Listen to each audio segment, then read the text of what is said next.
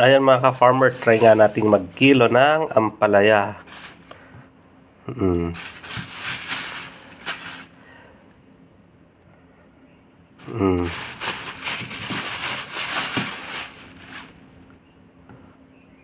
Mm.